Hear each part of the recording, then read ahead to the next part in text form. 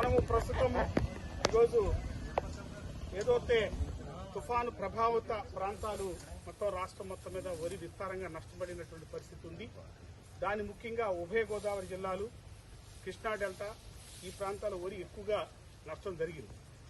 ఈ నష్టం ఎంతవరకు జరిగింది, ఏ ఏ ప్రాంతాల్లో జరిగింది, వరి పంట ఏ ఏ దశల్లో ఉంది, అలాగే గాలి ఎంత వేగంగా వచ్చింది, వర్షం ఎంత పడింది, వీటన్ని యొక్క ప్రభావం ఈ వరి పంట మీద ఎంత ఉన్నది అన్నది విస్తృతంగా ఆచార్య ఎన్జీ రంగా వ్యవసాయ శాఖ సైంటిస్టులు అలాగే వ్యవసాయ శాఖ అధికారులు అందరం కలిపి నిన్నటి నుంచి మనం తిరుగుతున్నాం.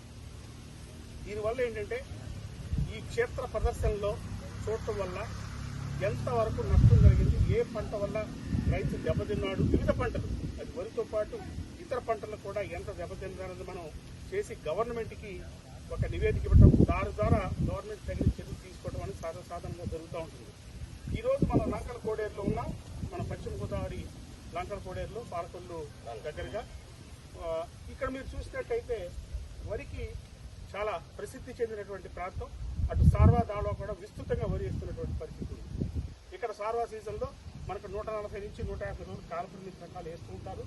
ఇక్కడ ముఖ్యంగా ఏంటంటే తుఫాన్లు కూడా ఎక్కువగా ప్రభావితం అవుతూ ఉంటాయి. ఈ సంవత్సరం వచ్చిన తుఫాను వల్ల మనకి తుఫాను వల్ల ఇక్కడ కూడా ప్యాడీకి కొంతవరకు నష్టం జరిగింది. ప్రస్తుతం మనం చూస్తున్నటువంటి ఈ పొలం ఇది ప్రైవేట్ వెరైటీగా సంపద వెరైటీ వేస్తున్నారు. ఇది 140 రోజులు కాలపరిమితి, కానీ ప్రస్తుతం వచ్చిన తుఫాను వల్ల ఇది పడిపోవటం మనం చూస్తున్నాం.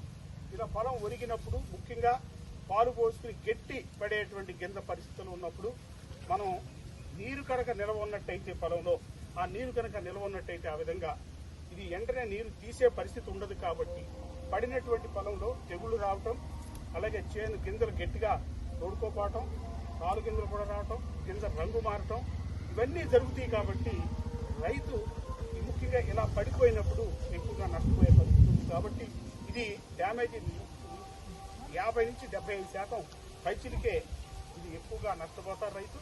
కాబట్టి ఇది వీళ్ళకి సూచనలు ఏమిటి అన్నప్పుడు వీళ్ళని త్వరగా మనం నీరు తీసేయమంటాం. తీసిన తర్వాత తెగుళ్లు వ్యాప్తి చెందకుండా పొడ తెగులు లాంటి వ్యాప్తి చెందుకు దానికి సంబంధించినటువంటి మందులు పిచికారీ చేసుకుంటాం. అలాగే కొంచెం గింజ గట్టిపడేప్పుడు మళ్ళీ అయినా వర్షాలు పడితే దాన్ని మొలకెత్తకుండా ఉప్పు ద్రావణం చేసుకోవటం. అలాగే నాలుగోది ఏంటంటే మన ఇలా పనలు ఈ ఓదలు ఇలా కట్టుకుని నిలబెట్టుకోవడం కూడా మనం సూచనగా రైతాంగానికి చెప్తున్నాం. ఏదైనప్పటికీ ఎన్ని చేసినా ఇది వీరికి ఇక్కడ కొంత నష్ట పరిస్థితి మనకు స్పష్టంగా కనపడుతుంది. కాబట్టి ఈ రైతాంగానికి ముఖ్యంగా గోదావరి డెల్టా రైతాంగానికి, కృష్ణా డెల్టా రైతాంగానికి సూచన ఏంటంటే మనం చీడపీడ తట్టుకుంటూ, ముంపును తట్టుకుంటూ, చౌడును తట్టుకుంటూ చేను పడిపోయినటువంటి రకాల యొక్క సాగు ఎంతైనా రైతుకి ఉత్తమంగా ఉంటుంది. కాబట్టి కాలానుగుణంగా ఖరీఫ్ సీజన్లో 150 రోజుల రకాలు మనకి మధ్యస్థ సన్న రకాలు చాలా ఉన్నాయి, ముంపు కూడా తట్టుకున్నాయి. అలాగే చేను దాదాపుగా పడిపోయిన రకాలు ఉన్నాయి. వాటి యొక్క సాగు రైతుకి ఎంతైనా ఉపయుక్తంగా ఉంటుంది.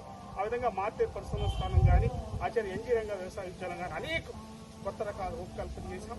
వాటి పెట్టి రైతు మళ్లించి అలా ఈ సాగు చేసుకున్నట్లయితే రైతు ఏదైతే 6 కాలం కష్టపడి పండించుతాడో ఎంతో కొంత తిరిగి చేతికి రాకపోతే రైతు తీవ్రంగా నష్టపోయే పరిస్థితి ఉంది. కాబట్టి దీనికి అధిగమించేటువంటి ఆచార్య ఎన్జీ రంగా వ్యవసాయ విద్యాలయం ఇచ్చేటువంటి సూచనలు, రకాల సిఫార్సు ఇవన్నీ కూడా పాటించినట్టయితే రైతుకి లాభం జరుగుతుంది.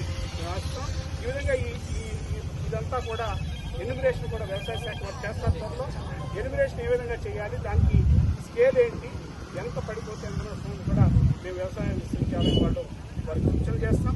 దాని ప్రకారం ఎన్యూమరేషన్ కూడా తీసుకుంటాయి. దాని గవర్నమెంట్ కూడా చాలా బాగా స్పందించింది. వెంటనే తుఫాను తగ్గగానే టీములు రావటం, ముఖ్యమంత్రి గారు కూడా రావటం, అలాగే మమ్మల్ని అందరినీ పంపటం, అలాగే ఎన్యూమరేషన్ కూడా ఫాస్ట్గా చేసి బహుకొద్ది రోజుల్లోనే నష్టం ఏదైతే జరిగిందో దాని రైతుకి తిరిగి మనం ఇవ్వటానికి కూడా గవర్నమెంట్ కూడా మంచి ఆలోచన చేస్తుంది. ముఖ్యంగా ముఖ్యమంత్రి గారు, మన వ్యవసాయ మినిస్టర్ గారు, అలాగే సెక్రటరీ అగ్రికల్చర్ వీళ్ళంతా కూడా సమాయత్తమవుతూ వ్యవసాయ శాఖ ముఖ్యంగా ఈ పంటల్లో వచ్చిన నష్టాన్ని వెంటనే వేరే చేసుకోవటం, దానికి రైతుకి ఎంత త్వరగా ఇవ్వాలన్న ఆలోచన కూడా బాగా చేస్తున్నారు. అంటే చాలా గర్వం.